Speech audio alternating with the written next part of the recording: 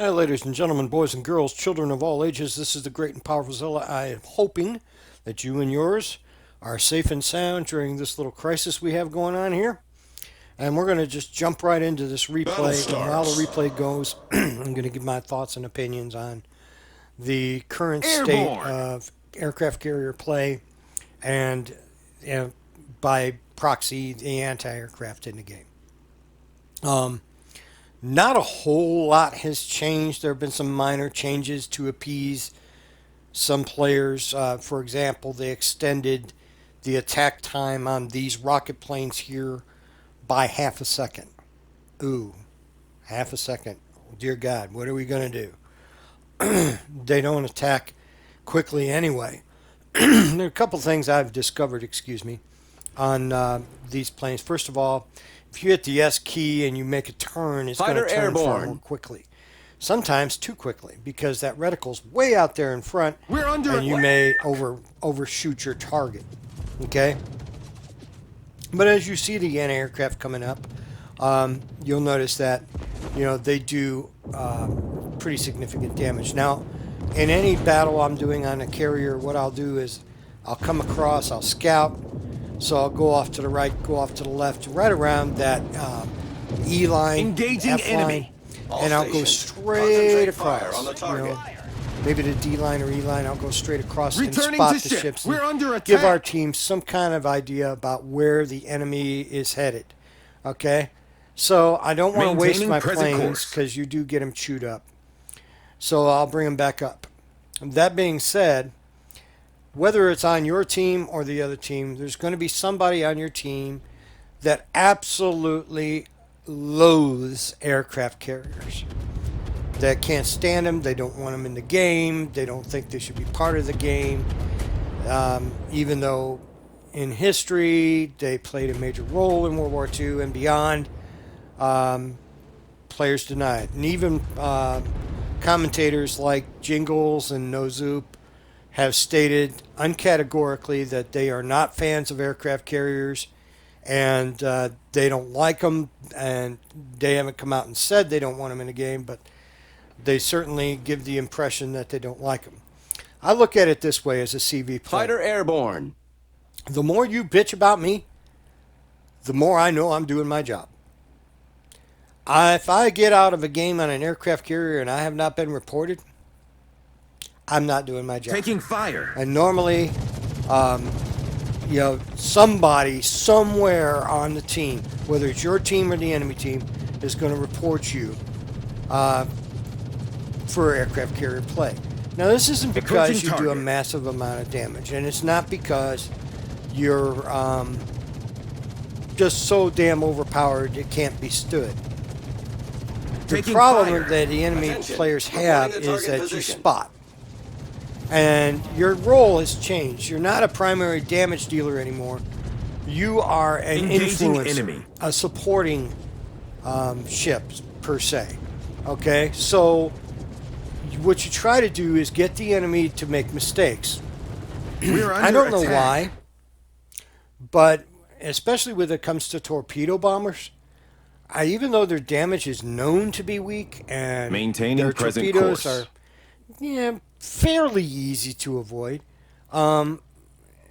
enemy ships just freak out when you drop down on them, and they will turn broadside to your team to try and avoid your torpedoes. Your torpedoes, if two of them hit, you might get, I don't know, 6,000, 7,000 damage. But turning broadside to the team, they're talking 10, 12, 20, etc., citadels, what have you, worth of damage. So what I try to do is I try to harass destroyers, keep them spotted, keep them out in the open. We're under attack. Don't let them get set, because destroyers are the main people that are going to bitch about you. And the way I look at it is like this.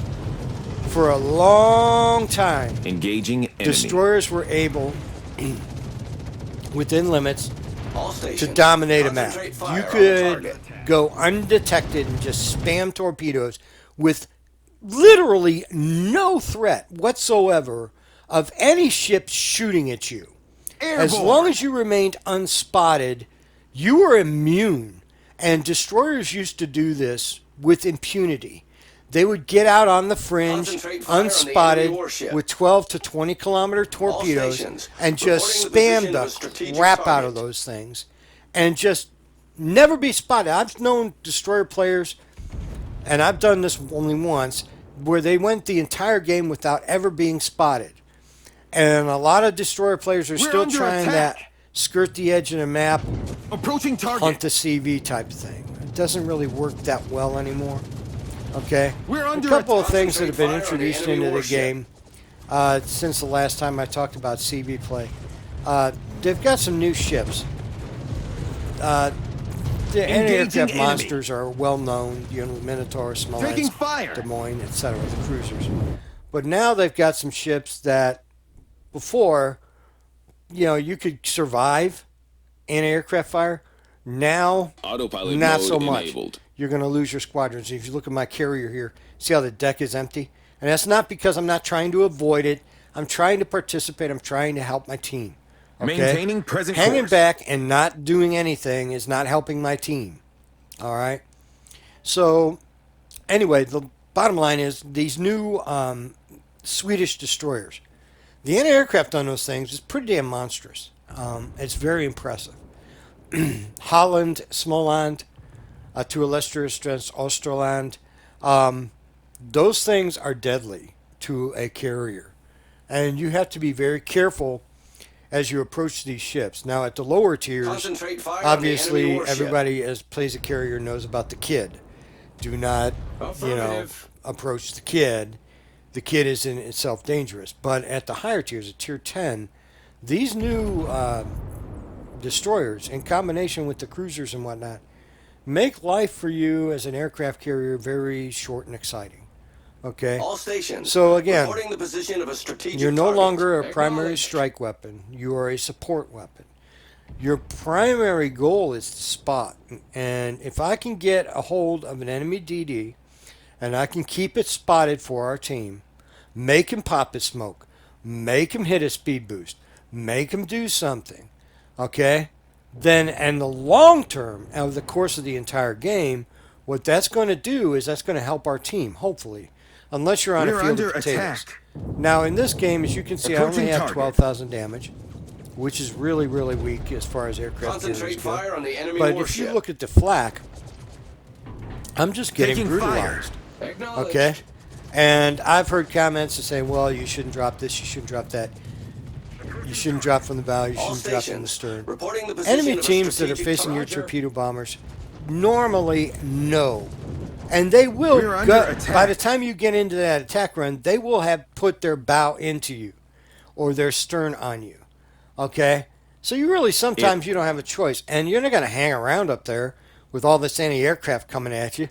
You're just not going to do it. That's not very smart. Well, let me circle All around stations, so I can get the concentrate perfect fire angle. on In the the target. meantime, the enemy ship is weaving and bobbing and circling and doing all kinds of things. Rarely at tier 10 have I seen ships, battleships and cruisers and whatever have you, sail in a straight line when they're being approached by aircraft. They twist and they turn and they try to avoid your attack, even though, I need with the intelligence exception of data. dive bombers on the Japanese planes and the massive amounts of torpedoes that the American torpedo bombers drop, they're not going to do a tremendous amount of damage unless they get, good citadels and whatnot. The rocket planes are still very effective against destroyers and light cruisers.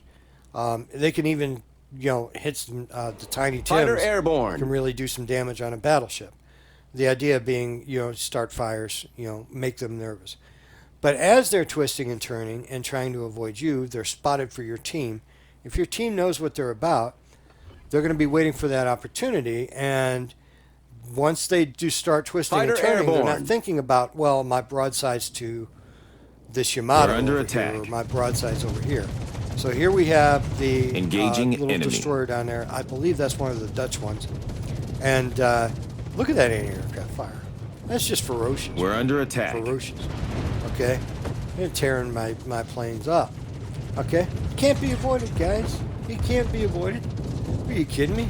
Well, you should try and avoid the flak. Look, you don't Engaging have control enemy. of altitude, and you're not that maneuverable. Wargaming has nerfed these things into oblivion. So what's coming for CVs? Well, in this upcoming Destination Clan reached. Wars season, Autopilot mode disabled. your clan has to make a choice. Do we want a carrier or do we want a battleship? That's an interesting question, isn't it?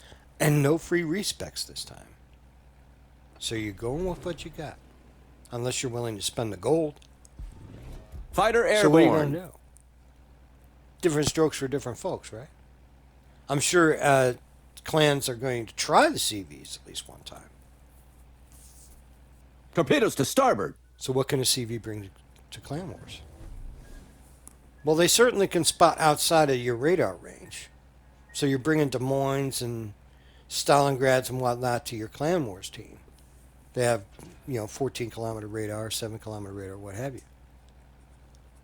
A CV can spot those destroyers far off.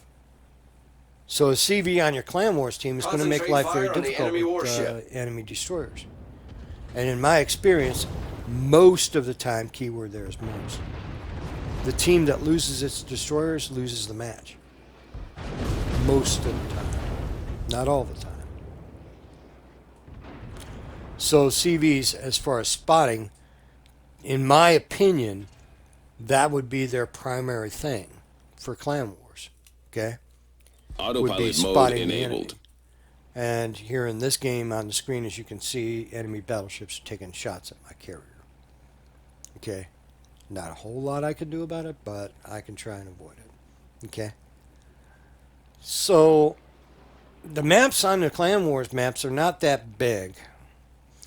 And once things start to develop, they Taking develop fire. very quickly. Approaching target. How could a CV affect that? Spotting where the enemy's setting up in defense doesn't help you shoot through an island. Our victory is in And it's sight. certainly not going to chase an anti-aircraft cruiser like a Minotaur, a Taking Worcester, fire. Smolensk, or a Des Moines Returning to ship. out from Taking behind an fire. island. So, how is that going to affect Clan Wars? Or would you prefer to bring in the big Airborne. battleship, and do it that way? Or maybe a team consisting of one carrier and all cruisers, right? What if your team has a carrier and the other team doesn't? Does that give you an advantage? I don't know. It remains to be seen. So we see how this goes. But Wargaming really has done it again, where they said, okay, we're going to give in. We're going to let carriers play in Clan Wars, but we're not going to give you carte blanche. We're going to say carrier or battleship. Taking fire. So they did it that way. Whose bright idea was All that? stations Is requesting that fire fair? on the designated target. I don't know. These are questions to Taking ask, target. right? And also, to the We're larger under picture, attack. when you think Returning. about this We're game under in general, attack. you always have to keep in mind, at least I do, in the back of my mind, I'm thinking, they're introducing these new Maintaining ships, present they're doing course. this, they're doing that, they're changing this mechanic, they're changing that. Why? Let's concentrate fire on the And in the enemy back of my warship. mind, I'm always thinking, subs are coming. This is why they're doing what they're doing. Subs are coming. And carriers, as hated as they are by some players in these games, are going to play a pivotal role when it comes to the submarines in the game. Primarily because of spotting. Spotting. Okay? And in World War II, reality, the British made team has excellent taken the use lead. of Wildcat fighters, they call them Martlet, with 3-inch rockets. And one of those 3-inch rockets piercing the pressure hull of a U-boat. The U-boat couldn't dive, and if it did, it would never come back up. Okay? So rockets against submarines played a pivotal role in World War II. And the British were very successful with that, and so were the Americans. So, will that be Fighter a factor later airborne. on? Will they have carriers carrying death bombs, depth charges? How about Fido, the first acoustic We're under homing attack. torpedo? After all, according to what I've seen in the test runs, Our team has the taken the lead. submarines have homing torpedoes. Why not the carriers? So, we'll see.